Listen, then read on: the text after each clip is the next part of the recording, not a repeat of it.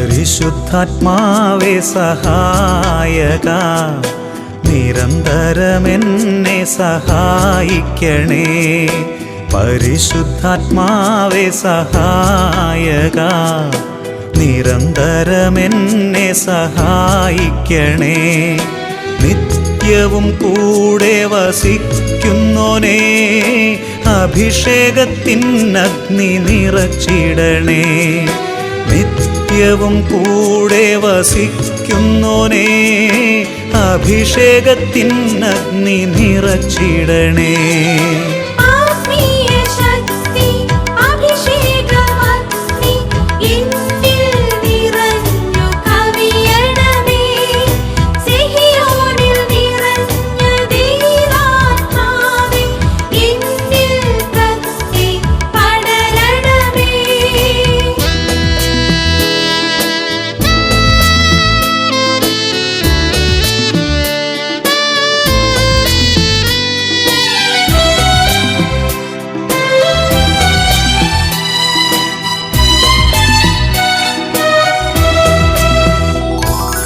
എന്നുള്ളിൽ നിറയുന്ന ദൈവിക ശക്തി ലൗകിക ശക്തിയെ തകർത്തിടുന്നു.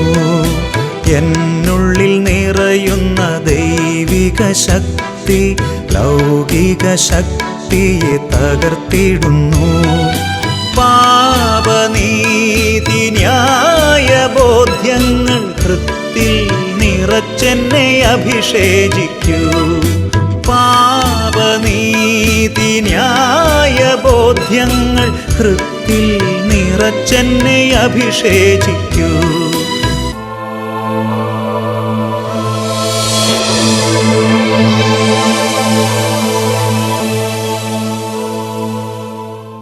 യേശുവേ സ്തോത്രം, യേശുവേ നന്ദി, ഹല്ലേലൂയ. അഭിഷേകാഗ്നിയുടെ എല്ലാ പ്രേക്ഷകർക്കും കർത്താവായ യേശു ക്രിസ്തുവിൻ്റെ നാമത്തിൽ ഈ വചന ശുശ്രൂഷകളിലേക്ക് സ്വാഗതം. Praise the Lord. ഇന്ന് നമ്മൾ ചിന്തിക്കുന്ന വിഷയം യോഹന്നാൻ്റെ സുവിശേഷം 1-ാമത്തെ ലേഖനത്തിൽ 2-ാമത്തെ അധ്യായത്തിൽ 17-ാമത്തെ തിരുലിഖിതമാണ്. ലോകവും അതിൻ്റെ മോഹങ്ങളും കടന്നു പോകുന്നു, എന്നാൽ ദൈവഹിതം പ്രവർത്തിക്കുന്നവനാകട്ടെ എന്നേക്കും നിലനിൽക്കുന്നു. ഒരു നിമിഷം നമുക്ക് പ്രാർത്ഥിക്കാം. ഓ കർത്താവേ, ഈ മണിക്കൂറുകളിൽ അവിടുത്തെ ആത്മാവിനെ ഈ ഭൂമിയിലേക്ക് അയക്കണമേ. ഈ ഭൂമിയിൽ അങ്ങയുടെ രാജ്യത്തിനു വേണ്ടി ജനപദങ്ങളെയും ഗോത്രങ്ങളെയും ഇപ്പോൾ അഭിഷേകം ചെയ്യണമേ കർത്താവേ. ഈ ലോകത്തിൻ്റെ വഴികളിൽ നഷ്ടപ്പെട്ടു പോകുന്ന മക്കളെയും ഈ ലോകത്തിലെ പാപത്തിൽ നശിച്ചു പോകുന്ന ആത്മാക്കളെയും സമർപ്പിക്കുന്നു. ഓ 65-ാമത്തെ സങ്കീർത്തനത്തിൽ 2-ാമത്തെയും 3-ാമത്തെയും തിരുലിഖിതങ്ങളിൽ ഇങ്ങനെ പഠിപ്പിക്കുന്നു, കർത്താവേ, മർത്യരെല്ലാം പാപഭാരവുമായി അങ്ങയുടെ സന്നിധിയിലേക്ക് വരുന്നു. അകൃത്യങ്ങൾക്ക് അടിമപ്പെടുമ്പോൾ അങ്ങ് ഞങ്ങളെ മോചിപ്പിക്കുന്നു. ദൈവമേ, അകൃത്യങ്ങൾക്കും പാപങ്ങൾക്കും തിന്മകൾക്കും തഴക്കദോഷങ്ങൾക്കും ദുശീലങ്ങൾക്കും അടിമപ്പെട്ട അങ്ങയുടെ അവകാശത്തെ അവിടുന്ന് അന്ധകാരത്തിൻ്റെ ബന്ധനങ്ങളിൽ നിന്ന് വിടുവിക്കണമെന്ന് പ്രാർത്ഥിക്കുന്നു. ഓ കർത്താവേ, ഈ നിമിഷങ്ങളിൽ അങ്ങയുടെ സന്നിധിയിൽ കണ്ണുനീരോടെ നിലവിളിക്കുന്ന രോഗികളെ കാണണമേ കർത്താവേ. 68-ാമത്തെ സങ്കീർത്തനത്തിൽ 6-ാമത്തെ തിരുലിഖിതം അവിടുന്ന് പഠിപ്പിക്കുന്നു, അവിടുന്ന് തടവുകാരെ മോചിപ്പിച്ച് ഐശ്വര്യത്തിലേക്ക് നയിക്കുന്നു. രോഗത്തിൻ്റെ തടവറയിൽ ബന്ധിക്കപ്പെട്ട് കിടക്കുന്നവർ, കടബാധിതർ തടവറയിൽ ബന്ധിക്കപ്പെട്ട് കിടക്കുന്നവർ, നിരാശയുടെയും ദുഃഖത്തിൻ്റെയും ആത്മഹത്യാ ചിന്തയുടെയും തടവറയിൽ ബന്ധിക്കപ്പെട്ട് കിടക്കുന്നവർ, ഓരോ മക്കളുടെ മേൽ അത്ഭുതത്തിൻ്റെ അഭിഷേക ശക്തി വ്യാപരിക്കട്ടെ കർത്താവേ. യോഹന്നാൻ്റെ സുവിശേഷം 17-ാം അധ്യായത്തിൽ 3-ാമത്തെ തിരുലിഖിതം, ഏക സത്യദൈവമായ അവിടുത്തെയും അവിടുന്ന് അയച്ച യേശു ക്രിസ്തുവിനെയും അറിയുക എന്നതാണ് നിത്യജീവൻ. ഓ ഓ കർത്താവെ, നിത്യജീവൻ്റെ അനുഭവമില്ലാതെ ലോകത്തിൽ നഷ്ടപ്പെട്ടവരായ ഓരോ ആത്മാക്കളെ ഇപ്പോൾ സ്പർശിക്കണമേ. യേശു ക്രിസ്തുവിനെ ഏറ്റുപറഞ്ഞ് നിത്യതയിലേക്ക് ഉയരുവാൻ തക്കവണ്ണം ഇപ്പോൾ അങ്ങയുടെ ആത്മാവിൻ്റെ കൃപ ദൈവ മക്കളുടെ മേൽ വർഷിക്കണമേ എന്ന് പ്രാർത്ഥിക്കുന്നു. രണ്ട് കരങ്ങൾ ഉയർത്തി എല്ലാ ദൈവമക്കളും ഇപ്പോൾ സ്തുതിക്കട്ടെ. ഇതാ അത്ഭുതങ്ങളുടെ നിമിഷമാണിത്. രോഗങ്ങൾ വിട്ടുപോകുന്ന സമയമാണ്. കിടപ്പ് രോഗികൾ പ്രാർത്ഥിക്കട്ടെ, ആശുപത്രി കിടക്കുന്നവർ പ്രാർത്ഥിക്കട്ടെ, കിടക്കയിലായി ഇപ്പോൾ ഈ ശുശ്രൂഷയിൽ പങ്കെടുക്കുന്നവർ പ്രാർത്ഥിക്കട്ടെ, ക്യാൻസർ രോഗങ്ങളുള്ളവർ പ്രാർത്ഥിക്കട്ടെ, മാറാ ദുഃഖങ്ങളോടെ ഇരിക്കുന്നവർ പ്രാർത്ഥിക്കട്ടെ. ദൈവമായ കർത്താവിൻ്റെ നാമത്തിൽ ഒരു അത്ഭുതം ഇപ്പോൾ ദൈവമക്കളുടെ ഭവനങ്ങളിൽ സംഭവിക്കുമാറാകട്ടെ. Hallelujah, hallelujah, hallelujah. യേശുവേ ആരാധന, ആരാധന. യേശുവേ സ്തോത്രം, യേശുവേ നന്ദി, യേശുവേ സ്തോത്രം, യേശുവേ നന്ദി. Praise the Lord. ഹല്ലേലൂയ. യോഹന്നാൻ്റെ 1-ാം ലേഖനം 2-ാം അധ്യായത്തിൽ 17-ാമത്തെ തിരുലിഖിതം. ലോകവും അതിൻ്റെ മോഹങ്ങളും കടന്നു പോകുന്നു, എന്നാൽ ദൈവഹിതം പ്രവർത്തിക്കുന്നവനാകട്ടെ എന്നേക്കും നിലനിൽക്കുന്നു. ഈ ഭൂമിയിൽ നമുക്ക് നൽകപ്പെട്ടിട്ടുള്ള ദിവസങ്ങളും കാലങ്ങളും മണിക്കൂറുകളും മിനിറ്റുകളും സെക്കൻഡുകളും ദൈവത്താൽ എണ്ണി തിട്ടപ്പെടുത്തപ്പെട്ടിരിക്കുന്നവയാണ്. ഇത് നമ്മുടെ തോന്നിവാസത്തിനനുസരിച്ച് ഉപയോഗിക്കാനുള്ളതല്ല.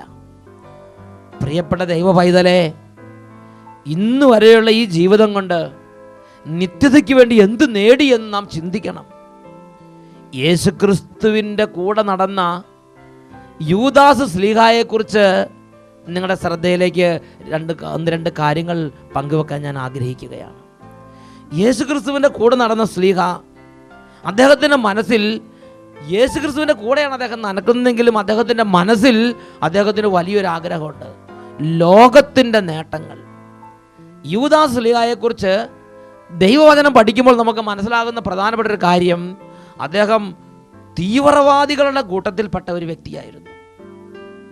ഈ തീവ്രവാദികളുടെ വലിയ ലക്ഷ്യമെന്ന് പറയുന്നത് റോമാക്കാരുടെ ആധിപത്യത്തിൽ നിന്ന് പലസ്തീനായെ മോചിപ്പിച്ച് യഹൂദന്മാർക്ക് സ്വന്തമായ ഭരണമുള്ള ഒരു രാജ്യമുണ്ടാക്കുക.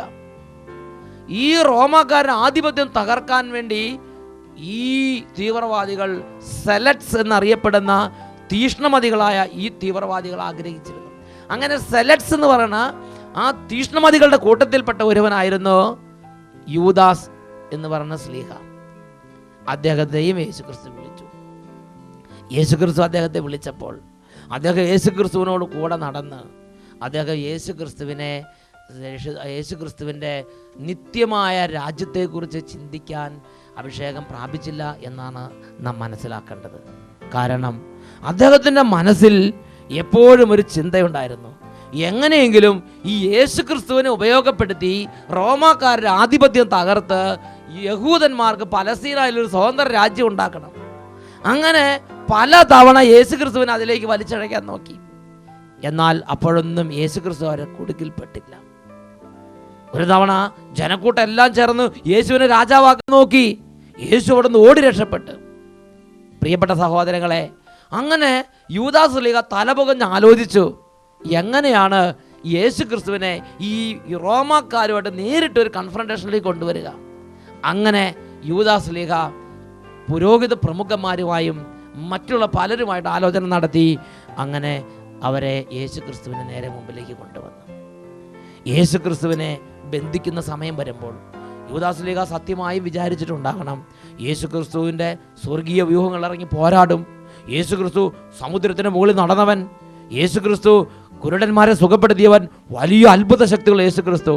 ഈ യേശുക്രിസ്തു നൊടിയിട കൊണ്ട് ഈ യഹൂദന്മാരെയും പുരോഹിത പ്രമുഖന്മാരെയും റോമൻ പട്ടാളത്തെ എല്ലാം നാമാവശേഷമാക്കി സ്വർഗീയ ശക്തി കൊണ്ട് വലിയ വിജയം നേടുമെന്ന് ഈ യൂദാസിലേക്ക് 100% ഉറപ്പുണ്ടായിരുന്നു.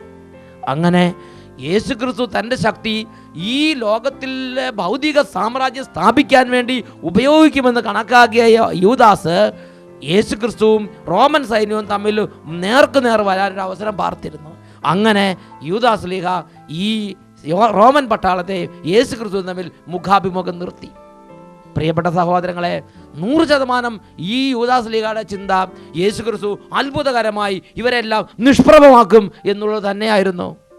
എന്നാൽ ഒരു ക്ഷണം എല്ലാ പദ്ധതികളും പാളിപ്പോയി. യേശുക്രിസ്തു ഒരു വാക്ക് പോലും എതിർത്ത് പറയുന്നില്ല. യേശുക്രിസ്തു ഒരു സെക്കൻഡ് പോലും ദൂഷിച്ച് സംസാരിക്കുന്നില്ല. ഈ ലോകത്തിന്റെ അധികാരികളെ തള്ളി പറയുന്നില്ല, വിപ്ലവ വീര്യം കാണിക്കുന്നില്ല, സ്വർഗീയ വ്യൂഹങ്ങൾ പോരാടാൻ വേണ്ടി അനുവദിക്കുന്നുമില്ല.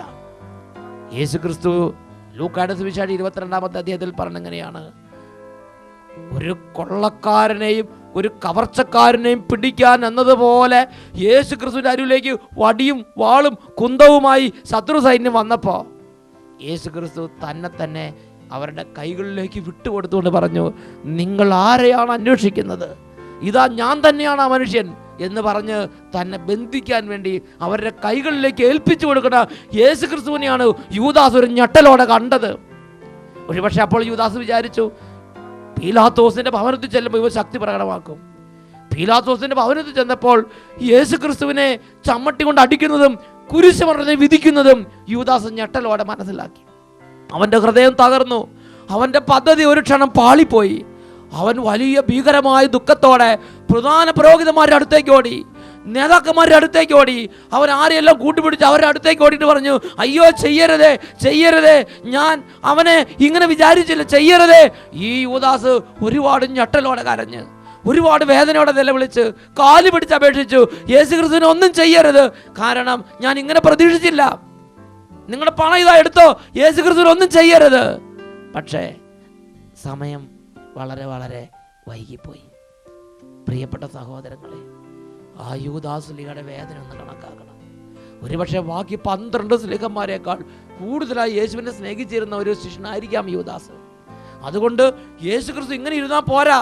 യേശുക്രിസ്തു റോമാക്കാരെ തകർത്ത് രാജ്യത്തിന്റെ മഹത്വമുള്ളവനായി വലിയ പ്രതാപിയായിരിക്കണമെന്ന് ആഗ്രഹിച്ച് ഒരു സാഹചര്യം ഒരുക്കി കൊടുത്തതാകാം. എന്തായാലും വലിയൊരു ദൈവരാജ്യ രഹസ്യം മനസ്സിലാക്കാൻ പരാജയപ്പെട്ട ഒരു സ്ലീഹായുടെ പാളിച്ചയാണ് ഇവിടെ കാണുന്നത്. ലോകത്തിൻ്റെ പ്രതാപം, ലോകത്തിൽ ഒരുപാട് നേടിക്കൂട്ടി ലോകത്തിൽ പ്രതാപിയായിരിക്കണം എന്നുള്ള ആഗ്രഹത്തിൽ നടന്ന ഒരു സ്ലീഹായുടെ ഒരു വേദന നിറഞ്ഞ രംഗമാണ് മത്തായിയുടെ സുവിശേഷത്തിൽ 27-ാമത്തെ അധ്യായത്തിൽ നമ്മൾ കാണുന്നത്. അവിടെ ഈ യൂദാസ് സ്ലീഹ 27-ാം അധ്യായം 3-ാമത്തെ വാക്യം, യൂദാസ് സ്ലീഹ പ്രധാന പുരോഹിതന്മാരുടെ അടുത്ത് ഓടിച്ചെന്ന് പറയുകയാണ്, പ്രമാണിമാരെ ഏൽപ്പിച്ചുകൊണ്ട് നിഷ്കളങ്ക രക്തമാണ്, ഒന്നും ചെയ്യരുതേ, ചെയ്യരുതേ. പക്ഷേ അത് ചെവിക്കൊള്ളാൻ അവിടെ ആളുണ്ടായിരുന്നില്ല. പ്രിയപ്പെട്ട സഹോദരങ്ങളെ, മറ്റൊരു രംഗം ഞാൻ കാണുന്നുണ്ട്. അത് അപ്പോസ്തല പ്രവർത്തനത്തിൽ 7-ാമത്തെ അധ്യായത്തിൽ 56 മുതലുള്ള വാക്യങ്ങളിലാണ്. എസ്തപ്പാനോസ് യേശുക്രിസ്തുവിനെ ഒരു നാൾ അറിഞ്ഞ അന്ന് തൊട്ട് ഹൃദയത്തിൽ യേശുക്രിസ്തുവിനെ താലോലിച്ച് ഹൃദയത്തിൽ യേശുക്രിസ്തുവിനെ സ്നേഹിച്ചിരുന്ന മറ്റൊരു സ്ലീഹായാണ്, മറ്റൊരു യേശു ശിഷ്യനാണ് എസ്തപ്പാനോസ്. ഈ എസ്തപ്പാനോസ് യേശുക്രിസ്തുവിനെ അറിഞ്ഞപ്പോൾ ഈ ലോകത്തിലെ സാമ്രാജ്യങ്ങളെക്കാൾ, ഈ ലോകത്തിലെ വലിയ വലിയ നേട്ടങ്ങളെക്കാൾ, ഈ ലോകത്തിലെ പേരും പെരുമയേക്കാൾ സ്വർഗരാജ്യത്തിലെ നിക്ഷേപത്തിൽ അവൻ കണ്ണുവെച്ച്, സ്വർഗരാജ്യത്തിലെ നിത്യതയിൽ അവൻ കണ്ണുവെച്ച്, പിതാവിൻ്റെ രാജ്യത്തിൽ സൂര്യനെ പോലെ പ്രശോഭിക്കുന്ന നിത്യതയെക്കുറിച്ച് അവൻ ചിന്തിച്ച്, അതുകൊണ്ട് അവൻ്റെ ഹൃദയത്തിൽ യേശുക്രിസ്തുവിനെ ആരാധിച്ചപ്പോൾ അവൻ നിത്യജീവന് വേണ്ടി ദാഹിച്ച്, അവനെ ചുറ്റും നിന്ന് ശത്രുക്കൾ കല്ലെറിഞ്ഞ് കല്ലെറിഞ്ഞ് കല്ലെറിഞ്ഞ് കൊല്ലുമ്പോൾ തെല്ലും അവന് നിരാശയില്ല, തെല്ലും അവന് ദുഃഖമില്ല, തെല്ലും അവന് വേദനയില്ല. അവൻ്റെ മുഖം സൂര്യനെ പോലെ പ്രശോഭിച്ച്, അവൻ്റെ മുഖം ദേവദൂതന്മാരെ പോലെ പ്രശോഭിച്ച്, അവൻ മരണത്തിൻ്റെ വക്കത്തെത്തിയപ്പോൾ അപ്പോസ്തല പ്രവർത്തനം 7:56 കാണുന്ന ഇങ്ങനെയാണ്, ഇതാ സ്വർഗം തുറക്കപ്പെട്ടിരിക്കുന്നതും പിതാവിൻ്റെ വലതുഭാഗത്ത് മനുഷ്യപുത്രൻ നിൽക്കുന്നതും ഞാൻ കാണുന്നു. സ്ലീഹ വിളിച്ചു പറഞ്ഞു. പ്രിയപ്പെട്ട സഹോദരങ്ങളെ, സ്വർഗം തുറക്കപ്പെട്ട് പിതാവായ ദൈവത്തിന്റെ വലതുഭാഗത്ത് നിന്ന് യേശുക്രിസ്തു എസ്തപ്പാനോസിനെ സ്വീകരിക്കാൻ വേണ്ടി പുറപ്പെടുന്ന രംഗമാണ് എസ്തപ്പാനോസ് കണ്ടത്. ക്ഷണനേരം കൊണ്ട് യേശുക്രിസ്തു എസ്തപ്പാനോസിന്റെ അടുത്തെത്തി. എസ്തപ്പാനോസിന്റെ ആത്മാവിനെ കരങ്ങൾ നീട്ടി സ്വീകരിച്ച്, അതാണ് അപ്പോസ്തല പ്രവർത്തനം 7:59, ഇതാ എൻ്റെ ആത്മാവിനെ അങ്ങയുടെ കരങ്ങളിലേക്ക് സമർപ്പിക്കുന്നു എന്ന് പറഞ്ഞ് യേശു ശിഷ്യൻ ഈ ലോകം വിട്ടുപോയി. 2 സ്ലീഹന്മാരെയാണ് നമ്മൾ കണ്ടത്. യേശുവിന് 2 ശിഷ്യന്മാരെയാണ് കണ്ടത്. ഒരു വ്യക്തി യേശുവിന് വലിയ ശക്തി കണ്ടു, യേശുവിന് വലിയ മഹിമ കണ്ട്, ഈ ലോകത്തിൽ സാമ്രാജ്യം സ്ഥാപിക്കാൻ വേണ്ടി കൂട്ടുപിടിക്കാൻ പറ്റിയ നല്ലൊരു കക്ഷിയായി യേശുവിനെ കണ്ട്. മറ്റൊരു ശിഷ്യൻ സ്വർഗത്തിൽ നിത്യജീവൻ, പിതാവിൻ്റെ സന്നിധിയിൽ ഒരുപാട് സമ്പത്ത്, നിത്യതയിൽ പിതാവിനെ ആരാധിക്കാൻ വേണ്ടി എൻ്റെ പിതാവിൻ്റെ സന്നിധിയിൽ അവകാശം നേടിത്തരുന്നവനായ യേശുവിനെ കണ്ട്. പ്രിയപ്പെട്ട സഹോദരങ്ങളെ, ഈ കാലഘട്ടത്തിൽ ജീവിക്കുന്ന എൻ്റെയും നിങ്ങളുടെയും ജീവിതത്തിൽ ഇത് അന്വർത്ഥമാവുകയില്ലേ? ഞാനും നിങ്ങളിന്ന് യേശു ക്രിസ്തുവിനെ ആരാധിക്കുന്നവരാണ്, ഞാനും നിങ്ങളിന്ന് യേശുവിനെ സ്നേഹിക്കുന്നവരാണ്.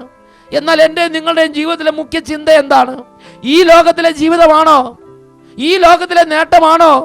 ഈ ലോകത്തിലെ പേരും പെരുമയുമാണോ? ഈ ലോകത്തിലെ ഉന്നത സ്ഥാനങ്ങളാണോ? ഇന്ന് എന്തിനു വേണ്ടിയാണ് 24 മണിക്കൂർ ഞാനും നിങ്ങൾ ചിന്തിച്ചുകൊണ്ടിരിക്കുന്നത്? ഈ ലോകത്തെക്കുറിച്ച് ചിന്തിച്ച് അയ്യോ സഹോദര സഹോദരി, നീ വഞ്ചിതരാകരുത്. ഈ ലോകത്ത് ജീവിക്കുമ്പോൾ പിതാവായ ദൈവത്തിന്റെ രാജ്യത്തിൽ, നിത്യരാജ്യത്തിൽ പിതാവിനോട് കൂടെ സൂര്യനെ പോലെ പ്രശോഭിച്ചുള്ള ജീവിതത്തെക്കുറിച്ച് ചിന്തിക്കണമെന്നല്ലേ ശ്ലീഹ പഠിപ്പിച്ചു തന്നത്? കൊരിന്ത്യക്കാർക്ക് എഴുതിയ 2-ാമത്തെ ലേഖനത്തിൽ 5-ാമത്തെ അധ്യായത്തിൽ 1-2 തിരുലിഖിതങ്ങൾ, അവിടെ പൗലോസ് ശ്ലീഹ ഒരുപാട് നേട്ടങ്ങളുടെയും വിജയങ്ങളുടെയും ഉന്നതിയുടെയും ജ്ഞാനത്തിൻ്റെയും ബുദ്ധിയുടെയും മനുഷ്യനായിരുന്നു അദ്ദേഹം. യേശു ക്രിസ്തുവിനെ കണ്ട അന്ന് തൊട്ട്, യേശു ക്രിസ്തുവിനെ അറിഞ്ഞ അന്ന് തൊട്ട് ലോകത്തിൻ്റെ പേരും പെരുമയും, ലോകത്തിലെ ജീവിതവും, ലോകത്തിലെ എല്ലാ കാര്യങ്ങളും രണ്ടാന്തരമായി കണക്കാക്കി ഒന്നാമതായി യേശു ക്രിസ്തുവിനെ ആരാധിച്ച്, ഒന്നാമതായി സ്വർഗരാജ്യത്തെ ചിന്തിച്ച്, നിത്യതയിൽ പിതാവിൻ്റെ സന്നിധിയിൽ എത്തിച്ചേരണമെന്ന് ആഗ്രഹിച്ച ശ്ലീഹ പൗലോസ് ശ്ലീഹ. അദ്ദേഹം കൊരിന്ത്യക്കാർക്ക് 2-ാം ലേഖനത്തിൽ 5-ാമത്തെ അധ്യായത്തിൽ 1 മുതലുള്ള വാക്യങ്ങളിൽ ഇങ്ങനെയാണ് പറയുന്നത്: ഞങ്ങൾ വസിക്കുന്ന ഈ ഭൗമിക ഭവനം നശിച്ചു പോകുമെങ്കിലും മനുഷ്യ കരങ്ങളാൽ നിർമ്മിതമല്ലാത്തതും ശാശ്വതവും ദൈവകരങ്ങളാൽ ദൈവത്തിൽ നിന്നുള്ളതുമായ ഒരു സ്വർഗീയ ഭവനം ഞങ്ങൾക്കുണ്ടെന്ന് ഞങ്ങൾക്കറിയാം. വാസ്തവത്തിൽ ഞങ്ങൾ നെടുവീർപ്പെടുകയും ഈ ശരീരത്തിലിരുന്ന് നെടുവീർപ്പെടുകയും സ്വർഗീയ വസതി ധരിക്കാൻ വെമ്പൽ കൊള്ളുകയുമാണ്. ആ ശ്ലീഹ ഉള്ളിലുള്ള ഉൾത്തുടിപ്പ് പറയുകയാണ്. ഈ ഭൂമിയുള്ള ജീവിതത്തെക്കാൾ പിതാവിൻ്റെ അടുത്ത് സൂര്യനെ പോലെ പ്രശോഭിക്കുന്ന വലിയ ജീവിതത്തിന് വേണ്ടി അദ്ദേഹം നെടുവീർപ്പെടുകയാണ്. ഈശോ ഇത് വാഗ്ദാനം ചെയ്തിട്ടുണ്ടല്ലോ. മത്തായിയുടെ സുവിശേഷം 13-ാം അധ്യായം 41, 42, 41 വാക്യങ്ങൾ. മനുഷ്യപുത്രൻ തന്റെ ദൂതന്മാരയക്കുകയും അവർ അവന്റെ രാജ്യത്ത് നിന്ന് എല്ലാ പാപഹേതുക്കളെയും തിന്മ പ്രവർത്തിക്കുന്നവരെയും ഒരുമിച്ച് കൂട്ടി അഗ്നികുണ്ഡത്തിലേക്ക് എറിയുകയും ചെയ്യും. അപ്പോൾ നീതിമാന്മാർ തങ്ങളുടെ പിതാവിന്റെ രാജ്യത്തിൽ സൂര്യനെ പോലെ പ്രശോഭിക്കും.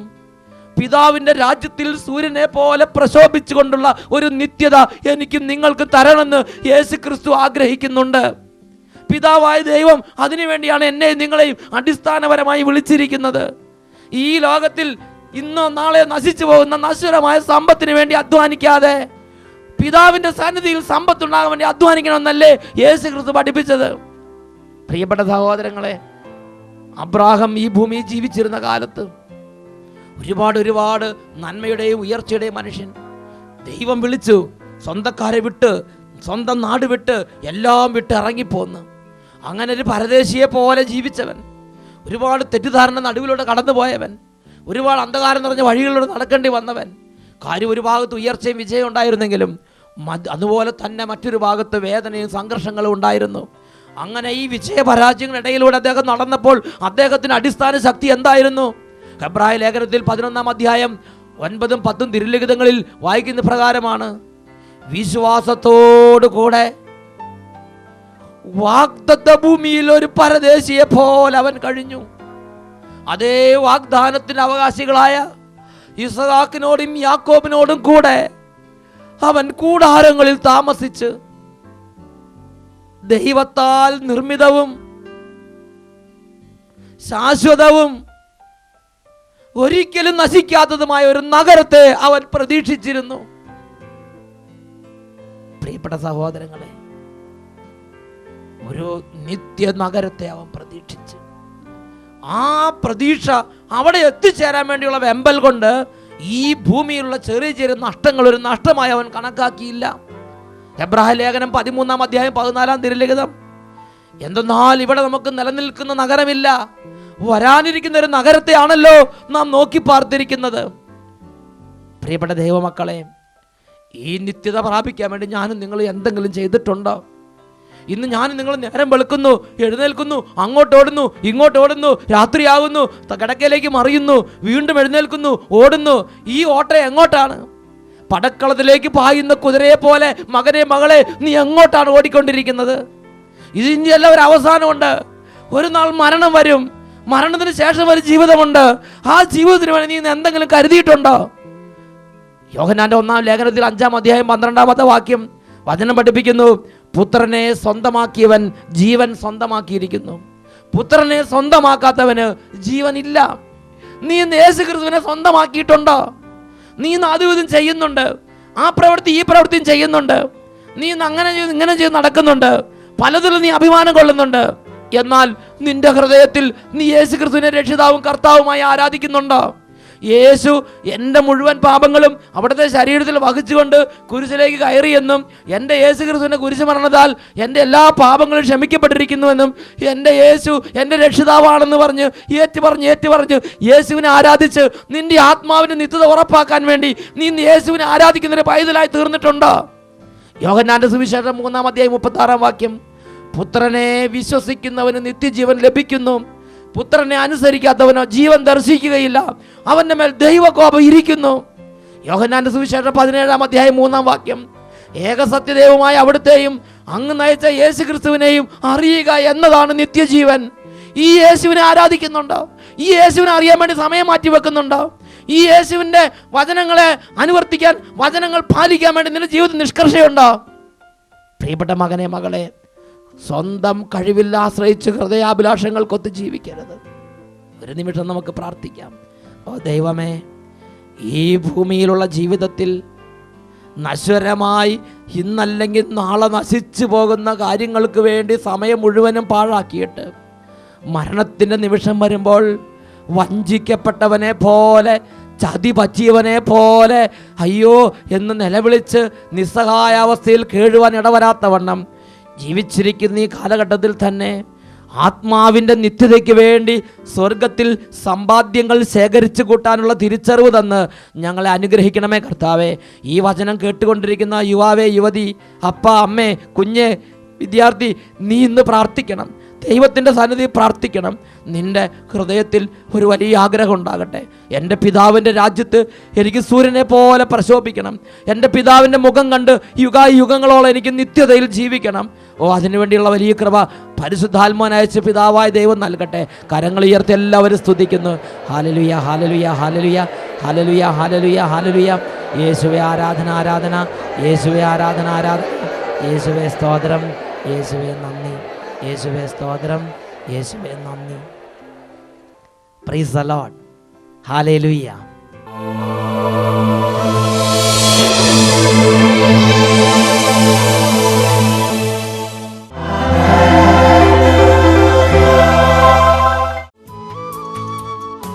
ദിവ്യകാരുണ്യനാഥനായ യേശു കർത്താവിൻ്റെ മുമ്പിലാണ് ഇപ്പോൾ നമ്മളെല്ലാവരും ആയിരിക്കുന്നത്. കഴിഞ്ഞ നാളുകളിൽ യേശു കർത്താവിനോട് പ്രാർത്ഥിച്ചപ്പോൾ ഉണ്ടായ ആയിരക്കണക്കിന് സൗഖ്യ അനുഭവങ്ങളിൽ ഒരെണ്ണം നിങ്ങളുടെ ശ്രദ്ധയിലേക്ക് കൊണ്ടുവരാം. എൻ്റെ പേര് മഞ്ജു. ഞാൻ എറണാകുളം സ്വദേശിനിയാണ്. അഭിഷേകാഗ്നിയിൽ ആരാധനയുടെ സമയത്ത് എൻ്റെ ശരീരത്തിൽ ഈശോ അത്ഭുതം പ്രവർത്തിച്ചു.